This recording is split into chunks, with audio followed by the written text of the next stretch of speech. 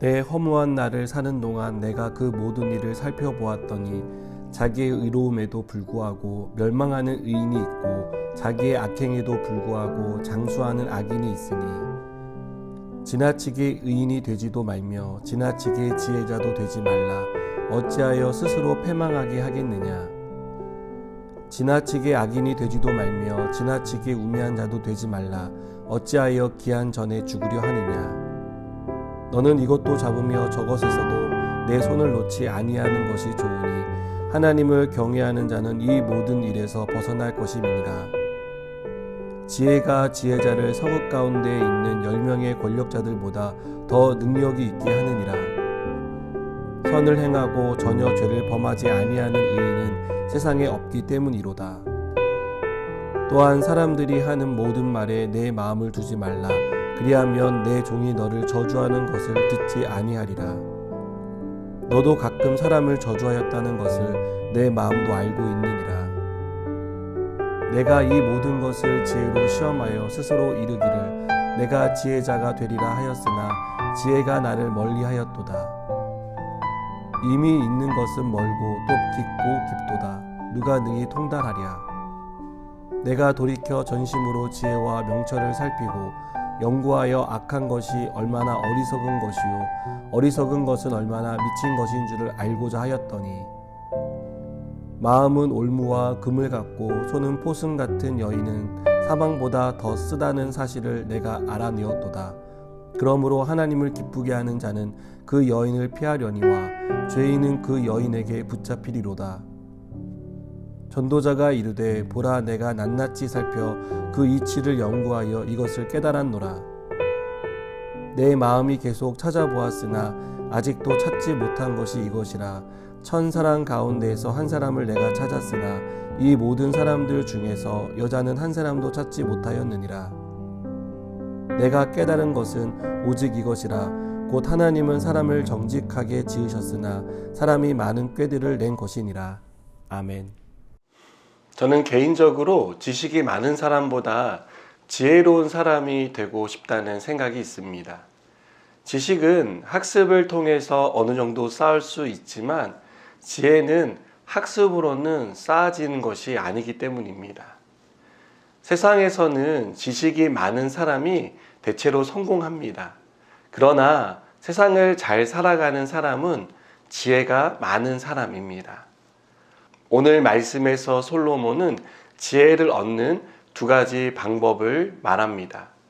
첫째는 절제된 삶을 사는 사람입니다.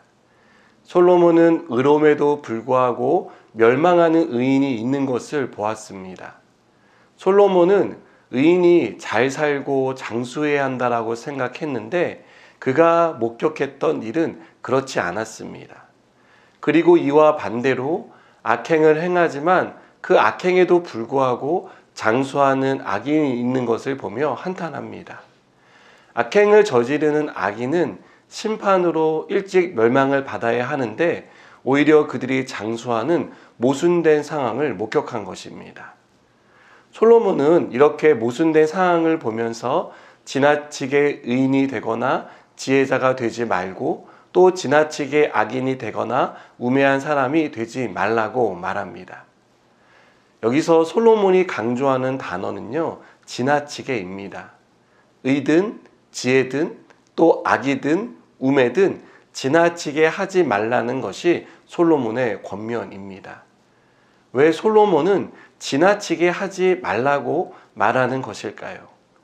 지나친 의는 자기 의에 사로잡힐 우려가 있기 때문입니다. 또 지나친 지혜는 자기 꾀에 걸려 넘어질 위험을 가지고 있기 때문입니다. 지나친 악도 하나님의 화를 자초하기 때문입니다. 지나친 우매 역시 자기의 삶을 멸망으로 빨리 이끌어 갈 수 있기 때문입니다. 그래서 솔로몬은 지나치게 하지 말고 절제할 것을 말합니다. 의롭게 사는 사람에게 절제란 의인이지만 죄인임을 잊지 않는 태도라고 저는 생각합니다. 예수 그리스도의 피로 의롭다함을 받아 의인이 되었지만 허물과 죄로 죽었던 과거가 있다는 사실을 잊지 않는 사람은 자기 의에 사로잡히지 않습니다. 이렇게 자신이 죄인임을 아는 사람은 지나치게 의인이라고 자랑하지도 않습니다. 그리고 오히려 하나님 앞에 겸손합니다. 절제된 지혜는 자신의 수고와 노력으로 그 지혜를 이룬 것이 아니라는 사실을 아는 데서 출발합니다. 그럴 때 자신의 지혜가 지혜의 근원이신 하나님에게서 나왔다는 것을 인정하게 됩니다. 그리고 하나님의 지혜에 비해 세상의 지혜는 아주 작고 초라하다는 것을 알고 하나님의 지혜를 계속 갈구하고 또 구하게 됩니다. 지혜를 얻는 두 번째 방법은 자신의 불완전함을 인정하는 것입니다. 지혜자가 되겠다고 지혜를 쫓아가지만 지혜는 쫓아가면 쫓아갈수록 더 멀리 달아납니다. 이것은 사람이 지혜를 따라잡을 수도 없고 정복하기에는 지혜가 너무 깊고 넓다는 것을 의미합니다. 세상에서 가장 지혜로운 사람이라고 해도 그가 가진 지혜는 하나님의 지혜에 비하면 아무것도 아닙니다. 그만큼 지혜는요, 우리가 생각하는 것보다 훨씬 깊고 또 훨씬 넓습니다. 그리고 아무리 노력을 한다고 해도 절대로 정복하거나 다 얻을 수 없습니다.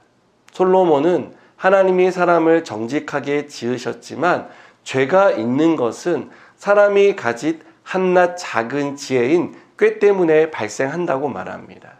사람은 그 꾀를 지혜라고 주장합니다.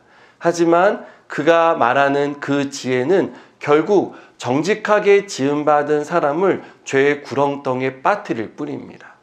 그만큼 우리가 가진 지혜는 제한적이고 우리의 삶은 불완전합니다. 그래서 우리에게는 하나님이 필요합니다. 완전하신 하나님 안에 있을 때 우리는 비로소 그 안에서 안정감을 누릴 수 있습니다. 또한 그 안에서만 온전해질 수 있습니다. 지혜의 근원이신 하나님께 지혜를 공급받을 때만 우리는 세상을 지혜롭게 헤쳐나갈 수 있습니다. 여러분, 하나님이 지혜를 주시는 사람은 절제된 삶을 사는 사람, 그리고 자신의 불완전함을 인정하는 사람입니다. 저는 이 두 가지 사실을 인정하는 사람은 하나님을 경외하는 사람이라고 믿습니다. 그래서 솔로몬은 잠언 9장 10절에서 여호와를 경외하는 것이 지혜의 근본이라고 말하고 있습니다. 하나님을 경외함으로 지혜를 얻는 저와 여러분이 되길 바랍니다. 그리고 하나님이 오늘도 우리에게 공급해 주시는 그 지혜로 우리의 삶 가운데서 승리하는 저와 여러분 되기를 다시 한번 주님의 이름으로 축복합니다. 기도하시겠습니다. 하나님 아버지, 우리가 이 세상을 하나님이 주신 지혜로 살아가기 원합니다. 우리의 삶에 절제가 있게 하시고 우리의 불완전함을 인정하며 하나님의 은혜를 구하며 사는 삶을 살게 하여 주시옵소서. 예수님의 이름으로 기도드립니다. 아멘.